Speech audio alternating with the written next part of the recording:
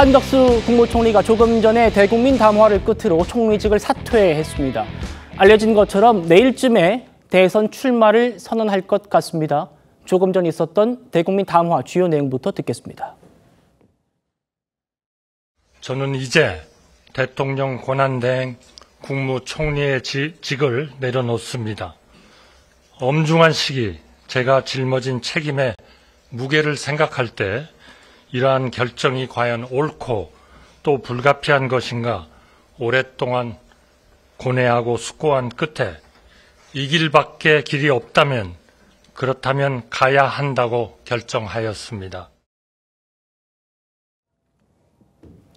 김기현 대변인, 오랜 기간 숙고하고 고뇌한 끝에 이 길밖에 없다면 그렇다면 가야 한다고 결정했다.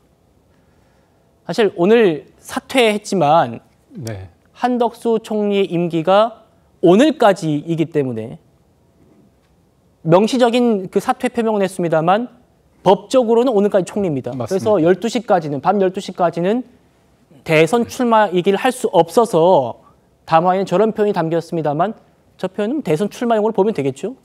아무래도 왜 갑자기 지금 대행의 자리를 내려놓는 것도 일종의 무책임으로 비춰질 수 있는 거 아닙니까? 그렇지만 지금 이거보다도 더 큰 책임을 갖기 위해서 내가 무책임이라는 어떤 비판을 감수하고 내가 이런 결단을 한다.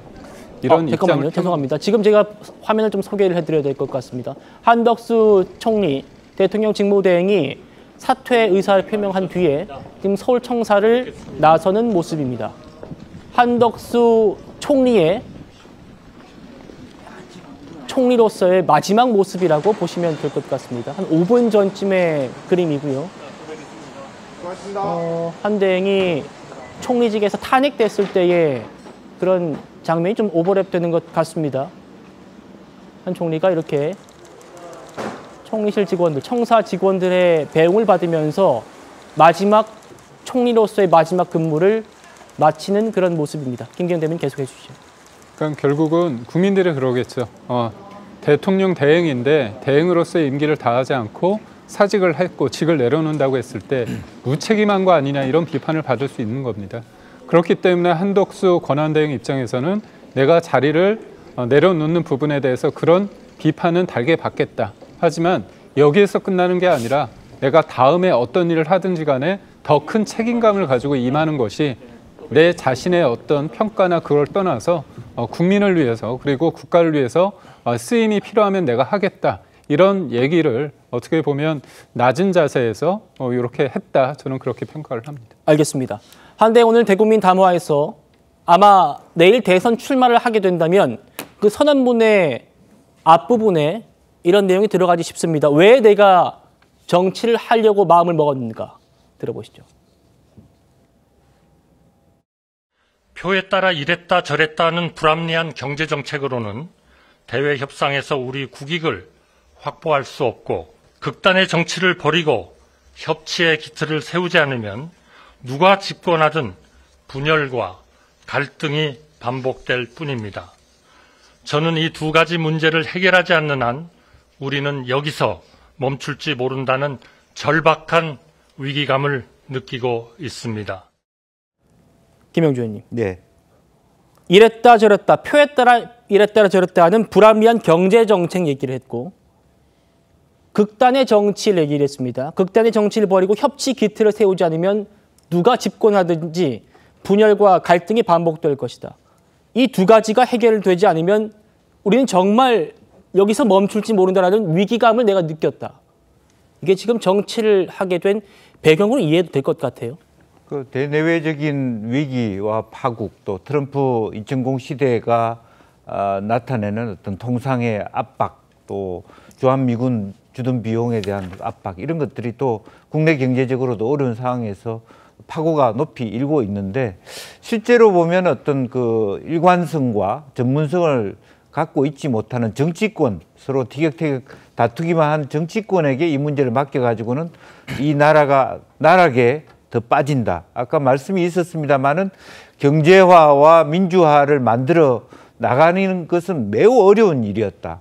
그런데 그것을 지키는 것도 굉장히 중요한 일이다. 이런 말씀을 하고 나오시는 것 같고요. 네. 그래서 본인이 실제적으로 보면 고민의 끝에 더 큰 책임을 질 수밖에 없다. 이런 선택을 할 수밖에 없다. 뭐 그런 말씀을 하고 있다. 그렇게 봐야 될 것 같습니다. 알겠습니다. 이 두 가지 문제를 해결하지 않는 한 우리 대한민국은 여기서 멈출 수밖에 없다. 그리고 내 앞에는 두 갈래의 길이 있다라는 말도 했습니다. 제 앞에서는 두 갈래 길이 놓여 있습니다. 하나는 당장 제가 맡고 있는 중책을 완수하는 길, 다른 하나는 그 중책을 내려놓고 더 큰 책임을 지는 길입니다. 저는 우리가 직면한 위기를 극복하기 위해 제가 할 수 있는 일, 제가 해야 하는 일을 하고자 저의 직을 내려놓기로 최종 결정하였습니다. 저 한 사람이 잘 되고 못 되고는 중요하지 않습니다. 국가를 위해 제가 최선이라고 믿는 길을 어떤 변명도 없이 마지막까지 가겠습니다. 서지현 위원장님. 네. 앞서서 이제 뭐 민주당에서도 지도부에서도 말했습니다만 공교롭게도 이재명 후보의 이 선거법 파기환송이 나온 날 한덕수 총리가 사실상 대선 출마를 위한 사퇴를 했습니다.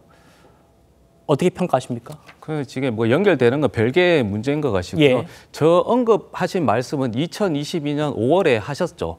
그래서 이제 우리 민주당 입장에서는 개인정보 보호라고 해서 여러 가지 부실 검증이라고 할 수 있는 여러 가지 검증에 대해서도 안 했기 때문에 그러나 대통령, 윤석열 대통령의 성공을 위해서 허락해 준 거거든요, 사실은. 그런데 2년 6개월 동안 분열과 갈등을 일으킨 윤석열 대통령의 2인자 아닙니까? 그러면 사죄하고 죄송하다고 해야지 그것도 제가 다시 대통령을 길을 간다고 하니 그게 좀 말이 안 맞다 이 말씀 드리고 또 이제 내일 뭐 또 출마 선언하면 또 개헌 이야기 하겠죠. 개헌이 얼마나 중요한 겁니까? 그걸 본인이 숙고했다는데 4월 4일 30일 동안 대통령하고 개헌에 대해서 어떻게 저렇게 숙고할 수 있는지 정말 천재가 아니고서는 저렇게 할 수 없다. 개헌만 하더라도 저도 생각이 바뀐 게 윤석열 대통령 이후에서는 4년 중임제 저는 단호하게 반대합니다. 왜? 윤석열 대통령이 만약에 4년 대통령이 되었다면은 정말 임기 국회의원하고 대통령 임기를 맞춘다면 명태균 게이트에서 봤을 때 국회의원들 대통령이 지명할 겁니다.